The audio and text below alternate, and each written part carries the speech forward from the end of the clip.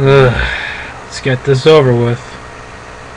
Remember back in the day when TNA had Sacrifice, it actually meant something. This pay-per-view actually meant something, meaning that, usually if the main event and the world title was on the line, you had to sacrifice something, meaning if you lost a match, you had to put something on the line.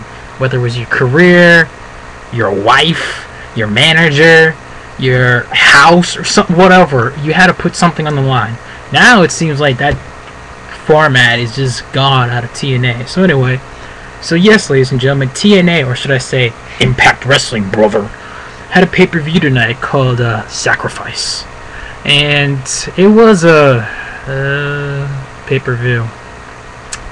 I don't know how to rate this, but I'm just going to give my quick thoughts on it.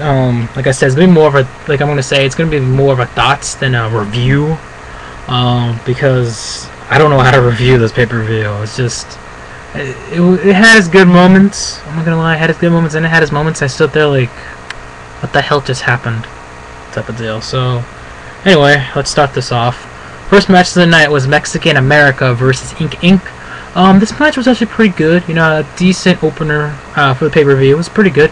I'm glad Mexican America went over in this match. Picked up the victory after Hernandez hits his finishing move on, what was it? I think it was on Jesse Neal. But it was a good match. It was good for this team to go over. The reason why is TNA has been trying to put over Mexican America for like, what, a month or two now? And if you want to put over heel stables like this one, you want to freaking let them win. Even though you got like 2 Puerto Ricans, an Italian, and a Canadian, and no Mexicans in the stable, let's go for it anyway. So yeah, Mexican America picks up the victory. Not too bad of a match. I'm not going to go all bad on about it. Except for, what's his name? Oh god, I see his face, and I remember his name, but I think of him now. I just can't remember his name. Hernandez's partner. Whoever remembers his name, I swear I'll give you like a shout out in the next video. Whatever. Anyway, his moveset's kind of limited, I notice. Next you got Robbie E versus Brian Kendrick. I swear this match was just like thrown out of a hat, just like randomly out of nowhere.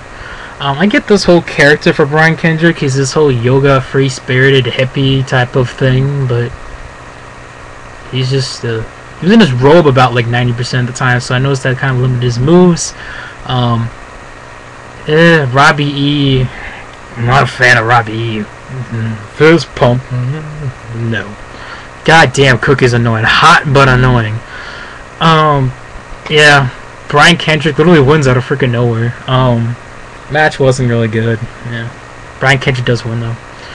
Next you got the Knockouts Championship match between Mickie James and Madison Rayne. And remember, if Mickie won, Tara would no longer be associated with Madison Rayne. She'd be free from this whole contract thing. Before the bell even, well, right when the bell rang, excuse me, Tara came out after, you know, Madison had a quick moment backstage telling Tara, don't come out. She eventually comes out. What to say about this match? This match was kind of, it was kind of predictable. I think Trademark said it best. You could see it from a mile away that, you know, Tara was gonna turn her back on Madison, but you saw this coming. I think about like when Mickie made that whole stipulation of, oh, if you lose the match, you lose your bitch right there, you know. And you know she hits her in the face with the black glove. Then Mickie pins Madison 1, 2, 3 winner and still Knockouts champion Mickie James. Pretty sure this rivalry between Madison Rayne and Mickey's over. It's probably gonna be a Tara and Madison feud. My guess they're probably gonna put Angelina Love feuding with Mickie James. I guess I don't know. But then again, what do you do with Velvet? And probably had a triple threat match at Slammiversary or something. I don't know. Then we had probably one of the bright spots of the night. We had the X Division Championship match between Max Buck, the challenger, versus the champion, Kazarian. This was a really good match, very entertaining. It actually felt like for, you know, we had kind of like the old X Division. We had a lot of good spots here. I liked how Max Buck kept on countering and reversing, you know, Kazarian's finishing move until he finally hits the, was it the Whispers in the Dark or something? I don't know, something like that. But Kazarian did pick up the victory and still the X Division champion. So it was a good match by both these guys. I'm glad TNA did put this match on this card. They could have, you know, pumped up this match, you know, on the last Impact or Impact Wrestling. But hey, not bad. But then we had Abyss versus the undefeated Crimson. Why is it every time I see Abyss in a match, he sucks? Seriously, this guy is so goddamn slow. I don't want to bash on the guy, but what can I say positive about him? Seriously. It's good that Crimson came over and finally won, thank God. Crimson beats Abyss. But, I mean, it's Abyss. I mean, I do see where, Crimson still needs to improve a little bit, but again, like I said, he's still young talent that could be used for later on down the road. But then again, where have we heard about good young talent where TNA's done this? Where do? So yeah, Crimson wins. Then we had the TNA World Tag Team Championship match. Beer Money Champions versus Matt Hardy and former member of America's Most Wanted, former WWE Chris Harris. So anyway, this match itself wasn't too bad. I don't think it was an alright tag team match. The crowd seemed dead for some reasons. I don't know why the crowd seemed dead. Just didn't seem excited at all. But not too bad of a match. Pretty good tag team match. You did have a little history, obviously, there with James Storm, Chris Harris, former, America's Most Wanted, tag team stable right there. And I thought the ending was pretty good. The fact that they didn't have, Beer Money hitting DUI, that he just has, America's Most Wanted's old finishing maneuver to, end the match. That was kind of cool to hit it on Chris Harris. So yeah, Beer Money, still tag team champs. I actually thought for a second at one point in that match when James Storm told him to stop that he was going to turn heel or something. I don't know. I just had that weird feeling. Then we had a no disqualification match between AJ Styles and Tommy Dreamer. This match, it was alright. I mean, just nothing really special. Classic table, Bully Ray interfering, steel chair, shot to the head. Match. Tommy Dreamer,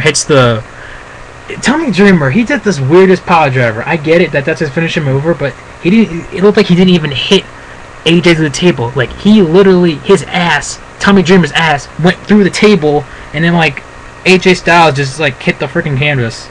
It's like, what was the point of that? So, yeah. Tommy Dreamer picks up the victory. It makes sense.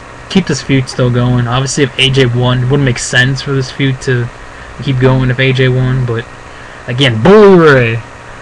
Yeah, what's up with Bully Ray? I'm going to take out your wife, and not the way you think I am going to. Bully Ray has the hots for AJ's wife. News at 11. Then we had the Jeff and Karen Jarrett versus Kurt Angle China match. Oh yeah, forgot to mention, we had Karen and Jeff Jarrett cut a promo earlier in this evening, and they're trying to talk the way out of it. Basically, Karen saying that she hurt her leg over the weekend, whatever, and that she has X-rays. Mick Foley came out and said he saw it. It looked fake. It looked like of a 6 foot, 200+ pound African American X-ray. Blah blah blah. So anyway, this match happened. Not that good. It was kind of it was basically a comedy / squash match. Kurt Angle finally beats Jeff Jarrett. China hits the ankle lock on Karen Jarrett, makes her tap out. Kurt makes Jeff tap out.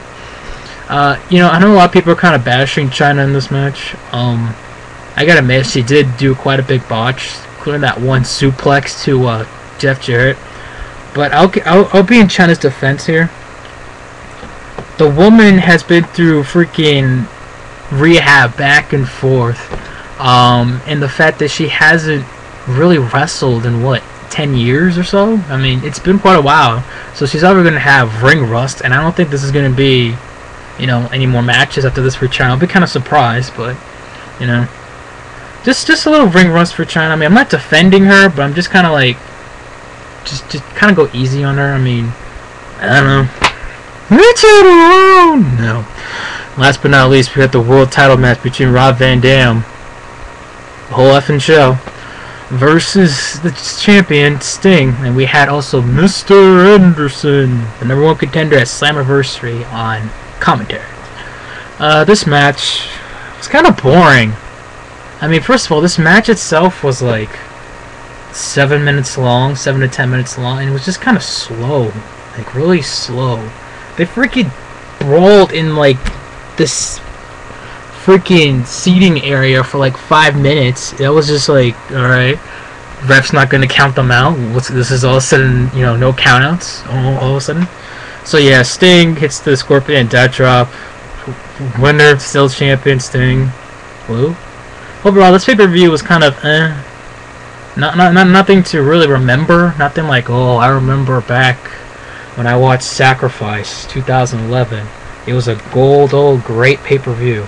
It was nothing like that, to say the least. But it was alright, I guess. I don't know. Yeah. Don't know what you guys think if you saw it. Just Impact Wrestling, brother.